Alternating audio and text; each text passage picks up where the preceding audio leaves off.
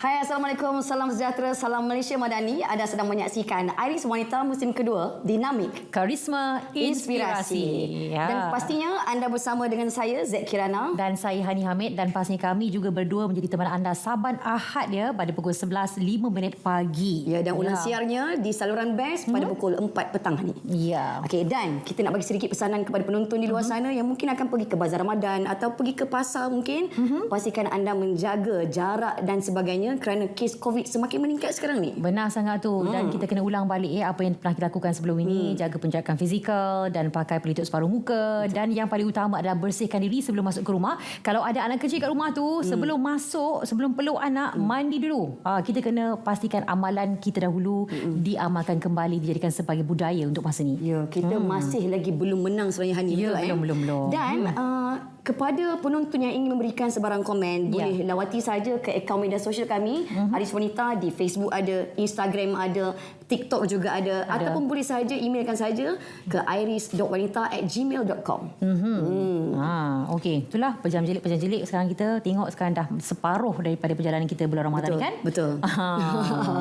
Dan bila bercakap tentang bulan Ramadan kan, semalam sebenarnya satu hari yang sangat istimewa. Ya. 17 Ramadan kita meraihkan nuzul Al-Quran. Alhamdulillah. Dan kalau kita tengok kan, pada bulan Ramadan ini, alunan ayat-ayat suci Al-Quran dia lebih banyak daripada biasa pada bulan Ramadan. Betul tak? Betul sangat tu. Jadi harapkan terus istiqamah. Mana kita mulakan sekarang ni, bulan ini diteruskan sampailah insya-Allah kita dipertemukan lagi dengan bulan Ramadan pada masa yang akan datang. Amin. Kita doakan bersama ya. Okey, dan cerita juga tentang Al-Quran, bagaimana ia berkaitan juga pada wanita. Ya, disebut dan keistimewaan tentang wanita ini dalam Al-Quran antaranya seperti diceritakan tentang dunia ialah perhiasan dan sebaik-baik hiasan ialah wanita yang solehah. Dan ada juga menyebutkan syurga itu ada di telapak kaki ibu. Dan begitu hebat wanita itu di sisi Islam kan Zack? Ya, betul. Dan bila bercakap pula kan, inilah topik yang kita akan bincangkan sekejap lagi. Ya. Tapi sebelum tu saya nak tanyalah Hani kan, macam mana dengan persiapan raya? Sebab orang kata kalau wanita berkeluarga sibuk dia lebih daripada biasa, betul tak? Betul lah orang kata tu. Sebab memang wanita daripada hujung rambut sampai hujung kaki, memang wanita itulah sebagai seorang isteri khususnya yang mempersiapkan semuanya. Betul. Nak baju raya warna apa, nak pilih warna apa, helai, perhiasan rumah, apa lagi? Nak pilih makanan apa. Warna baju pun lah. Semuanya kan? memang wanita. Wanita ni kan semula jadinya umpama macam Menteri Kewangan. Dia menang tanpa bertanding, Zack. Tapi yang paling penting, suami ke isteri yang lebih bijak berbelanja? Mestilah isteri. Kita nak tahu. Mesti isteri. Saya setuju. Dia nak menang. Tapi kita nak tengoklah apa pendapat orang ramai tentang belanja raya, suami atau isteri lebih bijak. Tolong wanita isteri Kita jom kita tengok. Dia bergantung kepada apa yang nak dibelanjakan. Macam urusan makanan apa semua tu, mungkin isteri kena. Sama juga kalau nak beli pakaian tu yang lebih eloknya isteri, sebab dia lebih tahu. Suami tu bagi duit je lah. Ataupun duduk kat tepi, swipe lah kad apa yang patut kan. Okey, perbelanjaan raya tu pada saya tak ada masalah pun kalau isteri pun membantu suami kan.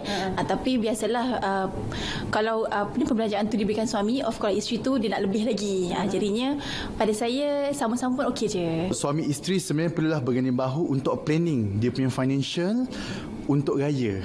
Okey, contohnya baju tu berapa yang perlu saja, membeli apa yang perlu. Sebab apa? Untuk pembelanjaan raya kita kena beli baju, beli kuih, nak balik raya perlukan nak bayar duit minyak, duit tol semua kan. So saya rasa seelok-eloknya suami dan isteri sama-sama planning untuk perbelanjaan raya dia. Bukanlah hanya suami saja ataupun isteri saja. Dua-dua kena sama-sama. Itu ada benarnya sebenarnya. Betul. Dua-dua kena ambil peranan. Kena seimbang. Tapi lebih baik kalau wanita lebih bahagia kalau suami dia bagi duit penuh 100%. Belanjalah apa nak belanja. Seronoknya. Gaya-gaya pun tak apa, betul lah itulah dia ya. Jadi kalau kita bercakap tentang peran gender dalam memilih perbelanjaan, sebenarnya tak pernah habis. Okay? Memang, betul. Dan yang paling menariknya hari ini, kita dah tak boleh perang gender sebab kita bawa orang yang tepat untuk kita tembual hari ini. Ya, jadi bersama kita di talian pada waktu ini Profesor Dr. Muhammad Fazli Sabri, Dekan Fakulti Ekologi Manusia UPM. Assalamualaikum. Waalaikumsalam warahmatullahi wabarakatuh. Hai, semangat nampak nak beraya tu. Semangatlah. Jangan sebut raya nanti lupa. Itulah dia. Itu dia. Aduh. Okey, Prof, pertama sekali nak tanya, kalau menurut Prof sendiri antara suami dengan isteri, siapa sebenarnya yang lebih bijak uruskan Hati-hati perbelanjaan? menjawab. Hati jawab Prof. Kami Ini- memahati. Baik, soalan yang susah ni. Saya kena hati-hati jawab sebab isteri ada dekat sini ni. Ya. Jadi yang pertama jawapan saya klise lah ya. Dalam konteks bila nak menyambut musim perayaan ni, saya rasa benda yang paling penting adalah dua-dua pihak. Bermaknanya isteri dan juga suami perlulah bijak dalam mengurus pembelajaran keluarga. Dan itulah yang akan mencapai keluarga bahagia. Walau bagaimana kita harus ingat isteri dan juga suami masing-masing mempunyai peranan, tanggungjawab serta sumbangan yang boleh diberikan dalam kita nak memastikan perbelanjaan musim perayaan kita ni bijak dan juga berhemah. Seperti yang Hani dan juga Zakrana nyatakan tadi bahawa ya, ibarat suami ni sebagai Perdana Menteri dan juga isteri adalah Menteri Kewangan. In addition to that, saya tambah lagi, isteri juga adalah sebagai Menteri Hal Ehwal Rumah Tangga. Jadi peranan dan tanggungjawabnya lebih. Saya setuju bahawa bila musim perayaan ni, kita akan lihat bahawa isteri lah merupakan orang yang paling sibuk dalam dunia ni. Macam tadi cakaplah, dari segi tema nak pakai apa tahun ni, baju warna apa, corak warna apa, berapa nak beli. Kalau tanya suami ni mungkin kadang-kadang, jarang-jarang suami-suami yang ni, kecuali mereka suami yang terpilih lah, termasuklah orang yang cakap ni. Ya. Jadi saya sebagai seorang pencerita wanita dan ini juga berdasarkan kajian kita telah lakukan menunjukkan bahawa betul wanita merupakan individu yang sangat memegang peranan penting dalam mengurus perayaan keluarga. Ya, jadi isteri perlu lebih bijak, isteri lebih perlu mahir dalam soal ataupun boleh cakna dalam soal penyediaan bajet, disiplin dalam membelanja untuk memastikan kita tidak terlebih belanja. Tapi suami tetap merupakan tulang belakang. Jadi bagus suami dan juga isteri sama-sama mainkan peranan dalam soal pembelajaran perayaan. Okey, saya nak tanyalah kan pendapat Prof kan. Ini satu budaya kan. Kadang ada orang suka menunjuk-nunjuk kalau raya ni kan lebih berbelanja tak nak kalah orang kata kan. Mungkin Prof boleh berikan sedikit pendapat kepada mereka yang mungkin nak tunjuk melebih-lebih ketika raya nanti. Kita harus ingat ya bahawa dalam agama Islam dan dalam mana-mana agama pun tidak pernah mengajar ataupun menganjurkan untuk penganut ataupun umatnya untuk berbelanja berlebihan dalam semua aspek kehidupan. Terutama dalam soal pembelajaran musim perayaan disebabkan oleh peningkatan kos sara hidup, kita perlu berbelanja, berhemah, perlu istiqamah dalam kita berbelanja ni. Ataupun dalam bahasa mudah kita kata kita kena ketepikan yang pepatah ada menyatakan bahawa biar apa-apa asalkan bergaya. Itu tak betul.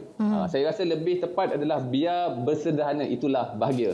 Janganlah kita berhutang-hutang semata-mata untuk menyambut musim perayaan. Raya ni seronoknya sehari dua hari saja. Macam orang kata 1-2 hari saja yang bahagia.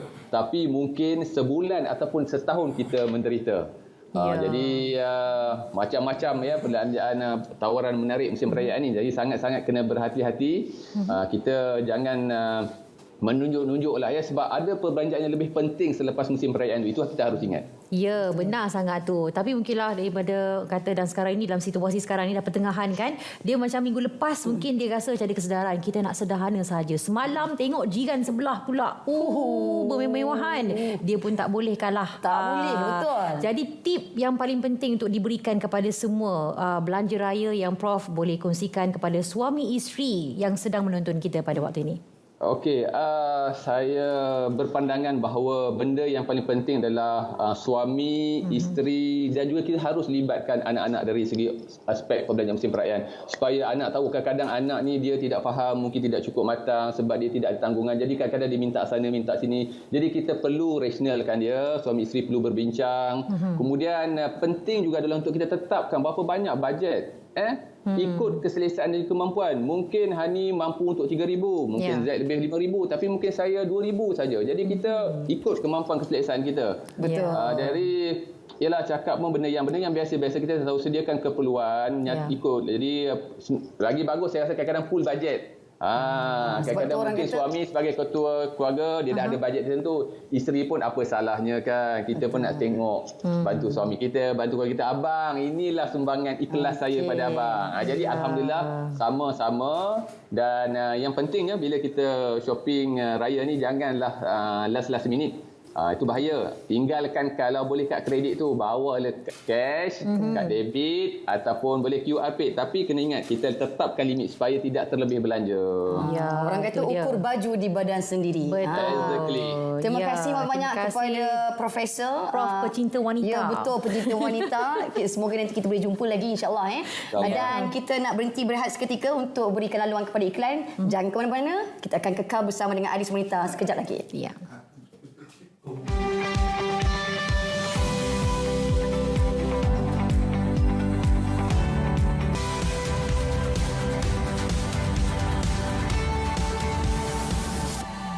Baik, kembali bersama kami menerusi program Iris Wanita langsung dibawa kepada anda dari Wisma Berita Angkasa Puri. Ya, Ya, itu dia.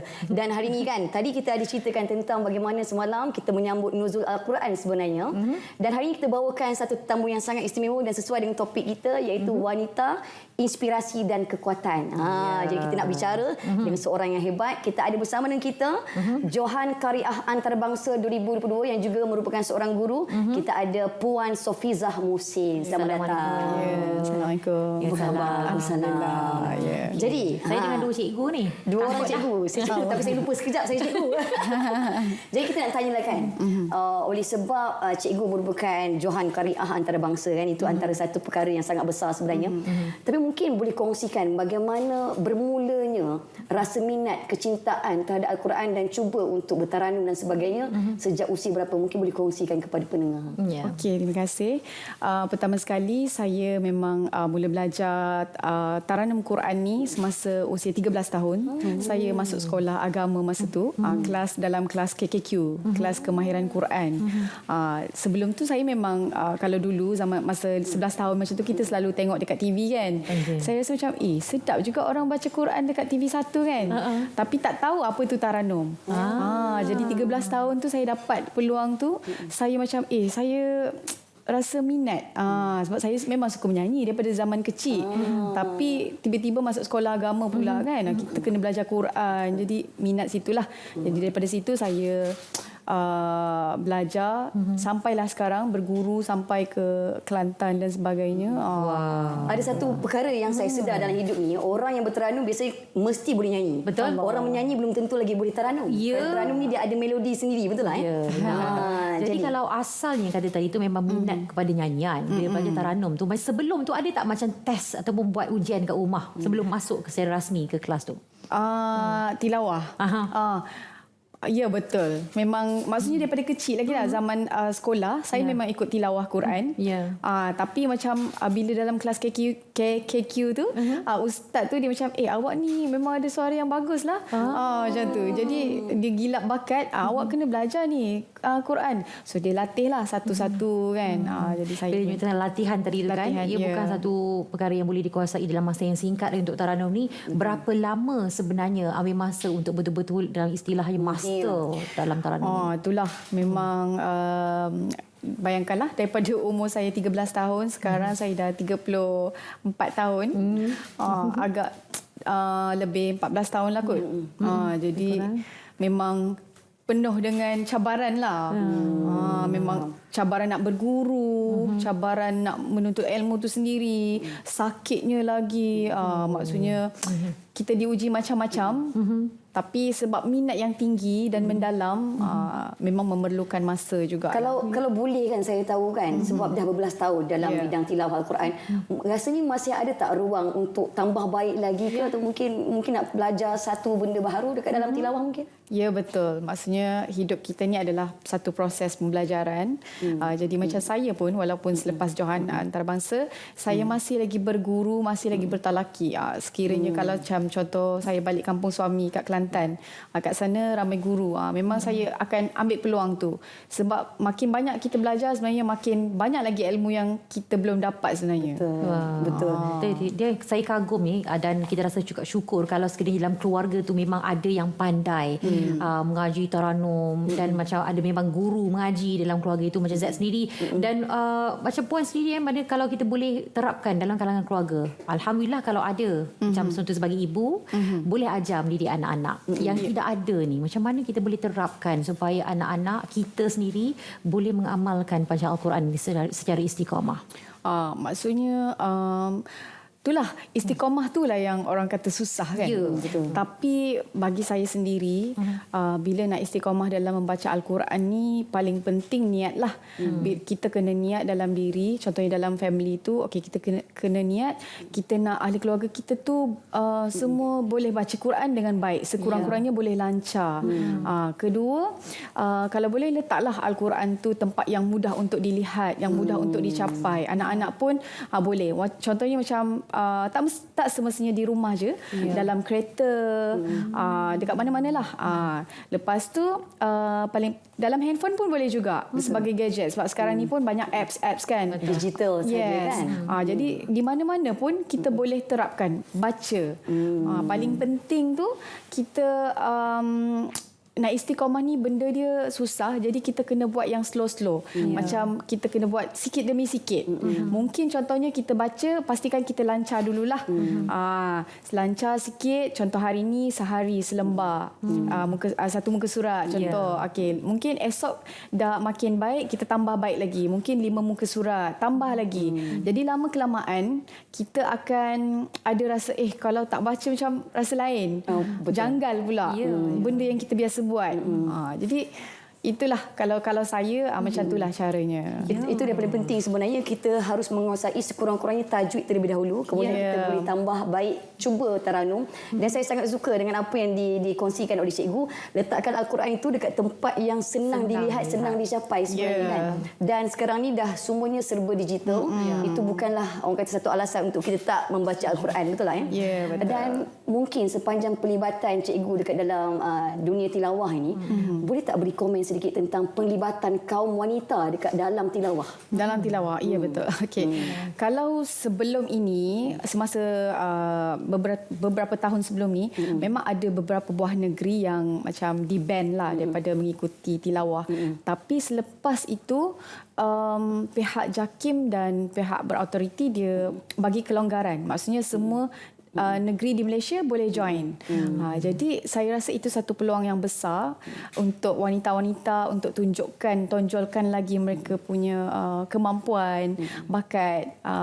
Tapi dalam masa yang sama sebagai wanita, walaupun kita melibatkan diri dalam dunia tilawah, kita kena kawal lah. Maksudnya kita tak boleh berlebih-lebihan dalam membaca Al-Quran. Kita membaca tu tidak berlebih-lebihan lah kan. Sebab ia berkaitan dengan seni suara kan. Jadi kita kena tunjukkan bacaan dalam tilawah tu mengikut lahjah Arabiah dan juga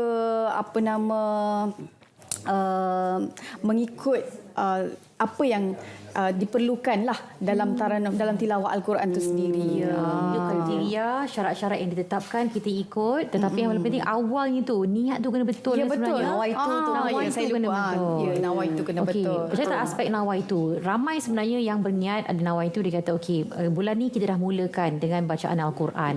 Tapi selalunya dia akan hilang selembar demi selembar bulan-bulan yang mendatang. Dia bukan bertambah. Ya, jadi untuk kekal istiqamah itu bukan mudah.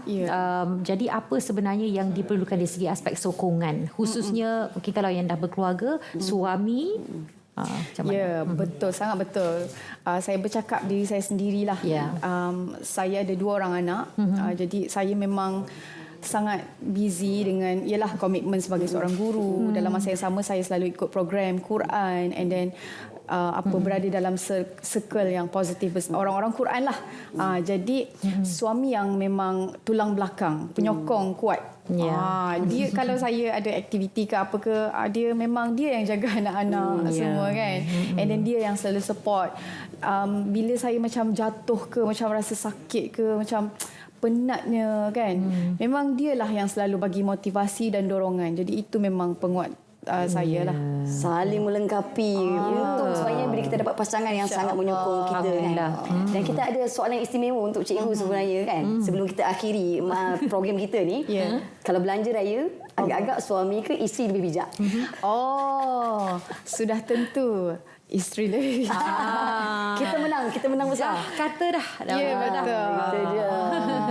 Dan kata dari segi aspek urusan kewangan tu wanita selalu kita. Dia macam mungkinlah segelintir daripadanya suami yang lebih banyak bijak berbelanja. Tapi majority wanita. Ataupun sebenarnya suami menghormati pandangan wanita sebenarnya. Betul lah. Mungkin ambil hati. Dari segi pilihan apa semua pun kita yang ni kan.